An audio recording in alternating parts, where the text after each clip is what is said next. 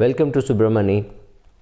I'm going to talk about a topic which is more US centric in the sense that the numbers are US centric. In the US, for a very long period of time, there was a conclusion that if you invest, if you stuck to the rule that your age in bonds is what you will invest. So, which means at the age of 60, you put 60% in bonds and 40% in equity, and every year you adjusted accordingly, which means at 70 you would go to 70-30 and at 80 you would be 80-20. Then there was something called the 4% withdrawal rule. You could withdraw 4% from your portfolio and be comfortable. There was some 98% chance or a 99% chance that you will be able to, your portfolio will be able to outlive you. So you died at 90, you still had a corpus. Though of course there was a return, return risk of getting very bad returns in the initial few years, right? So sequence of return risk. I'm not talking about all that. I'm saying, but now they have done research and they have now concluded that if you really want a consistent withdrawal adjusting for inflation, then your return, then your withdrawal percentage should drop from 4% to almost 3%. In fact, they're saying up to 3.2 to 3.3 is still manageable. What is really happening now? If you see the bull run in the US bond market, which means in 1980, if you bought a bond which was maturing, which was a perpetual bond which could not be redeemed, so that is how it will have to be priced, because if it's a 40-year bond, it will mature this year, so the YTM will keep falling. Because but if the bonds in let us say it is a perpetual bond which could not be redeemed issued by the US, it used to pay 18% coupon in 1980. So you are talking of a 40-year bull run in interest rates, because interest rates are now at 1.8. It has got to go up, that's a different thing, but 18 to 1.8 is a dramatic fall in interest, and that much has to be reflecting in your perennial bond without redemption possibilities, right? So there is no such bond. So but I'm saying that is the impact. Now also currently the US interest rates are lowest in the last 70 years. US markets are up in the last, I don't think last 55 years it's been a bull run for the US market. Yes, of course there have been incidents like 2008 or 9/11 kind of a thing, but at least for 40 years it's been a bull run. So your equity bull run with a pathetic yield, but if you had a bond fund, that would have made money because of falling interest rates. Now this combination was there for the last 40 years. Now look at the next 40 years, because you cannot use this for the next 40 years. Inflation in US is now high. In fact, if you believe the numbers, inflation in US is perhaps slightly higher than the inflation numbers in India. Equity markets will correct, may have to correct, but may not correct much, may correct much, we do not know. So interest rates have to go up. So with this combination, that your bond portfolio can now go down in value because interest rates are going up, and equity portfolio can go down, what do you do? How do you realign your portfolio for withdrawal? So my conclusion or what I would, this is based on the numbers from US, but India also has to have a similar situation. We have been through a very good bull run, so good chance that in equity of 2022 our return will be subdued. I'll be happy that if we don't go into negative territory, even if you get zero for whole of 2022, there is nothing to crib, because we have had a good 2021. Having said that, interest rates in India will go up, which means your bond fund value will go down. That brings us to our bucket theories, that you have bucket 1, which has got a lot of liquidity, you got 10 years expenses or 7 years expenses, but these are all growth options. So by the time you finish withdrawing, it will still have some money left, because in 7 years it won't get exhausted, because the extra interest that you would have got will actually allow you to withdraw for 10 years. So it is almost 10-year money in bucket number 1, about 5-year money in bucket number 2, and the remaining in bucket number 3, which is equity equity or REITs or real estate, whatever, all the more dynamic assets or the growing assets would be there. REIT can be an aggressive REIT and in box 3, or can be a simple REIT and in box 1. So REIT is a wrong word to use. The more volatile assets are in box number 3. My argument is, don't get stuck to saying I will withdraw 5% of my portfolio or 4% of my portfolio.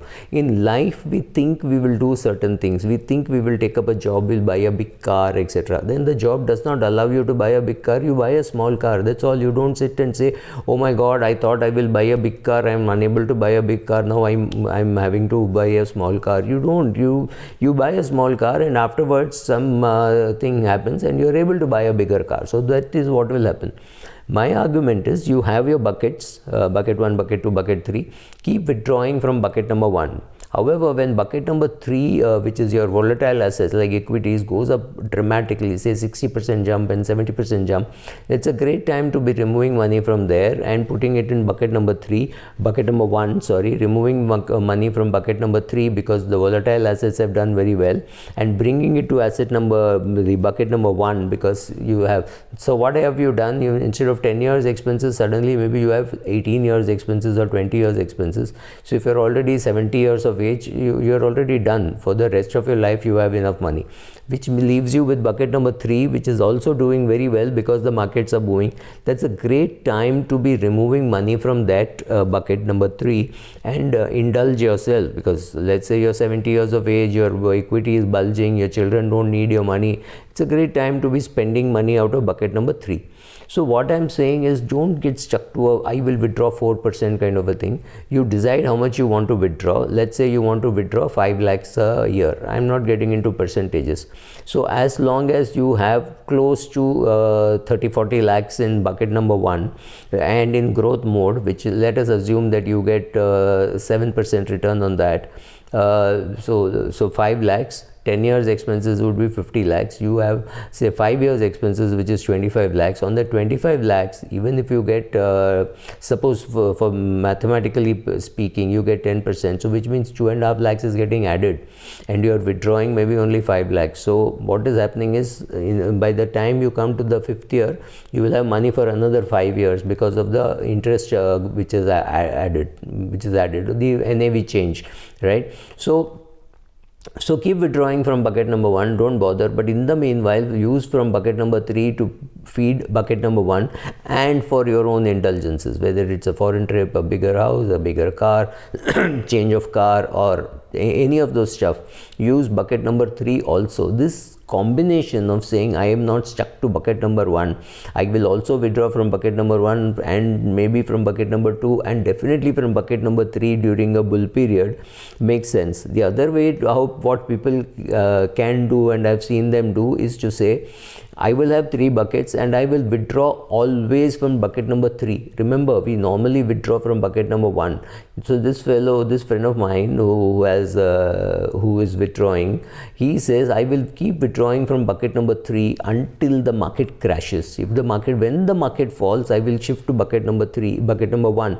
So last 2 years he has been redeeming his mutual funds on a systematic withdrawal plan from mid cap, from small cap, from large cap. He's just agnostic to that, and he's been withdrawing money only from equity for meeting his day-to-day expenses. Unfortunately or fortunately, he also has some direct equity, so his dividends are coming in.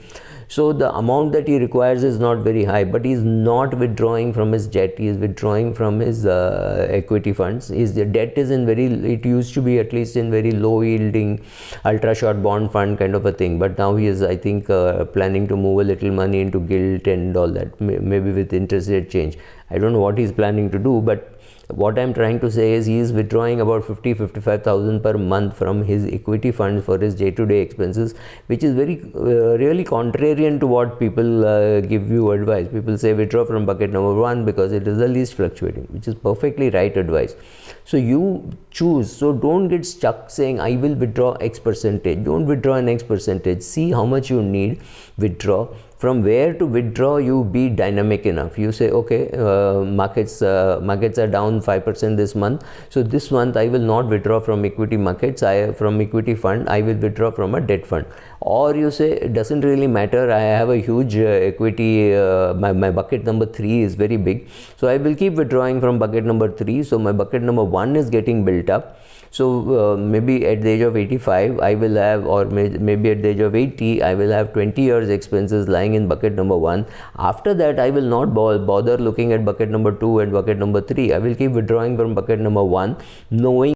So because I have enough money in bucket number 1, I won't bother about bucket number 2 and bucket number 3. They are more for the inheritors. What will happen for the inheritors? It's not really, it does not impact my life, because I have adequate money in bucket number 1 and I can live off it. So these kind of changes and competitive composition of from where you will withdraw is very useful, because it's a dynamic concept, right? So suppose equity markets have done very well, you keep withdrawing from bucket number 3, and for 4 years, 5 years, like last 5 years, if there has been a bull run, maybe in March 2020, March, April, May 2020, you went to your bond fund and you withdrew, or you even redeemed from your gold fund. I know somebody who redeemed from gold fund, I think in March or April, saying, okay, there is no great uncertainty now, so let me sell, which was a very good move. So you decide for what you want to do, but don't get stuck on saying I will withdraw only so much and only from bucket number 1. No, be willing to say, okay, I have some gold and gold prices have gone up, I will be withdrawing from gold. Or you say gold prices are not going up, so I will actually be selling off some equity and buying gold.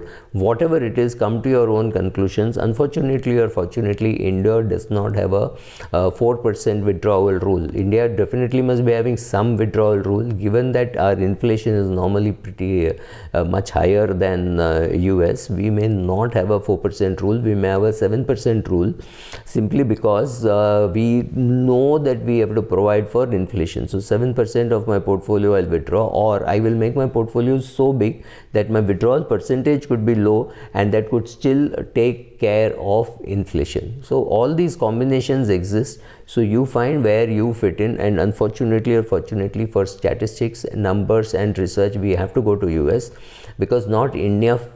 I don't think we have done a decent big survey of how people are going to be spending their money during a retirement. We don't even have a survey on how corpus building is going to happen. So unfortunately or fortunately, for all our data, behavioral finance, everything, we know it is, at least I know it is very inefficient to use other countries' data. This is like almost using your neighbor's ECG report to do a heart surgery on you.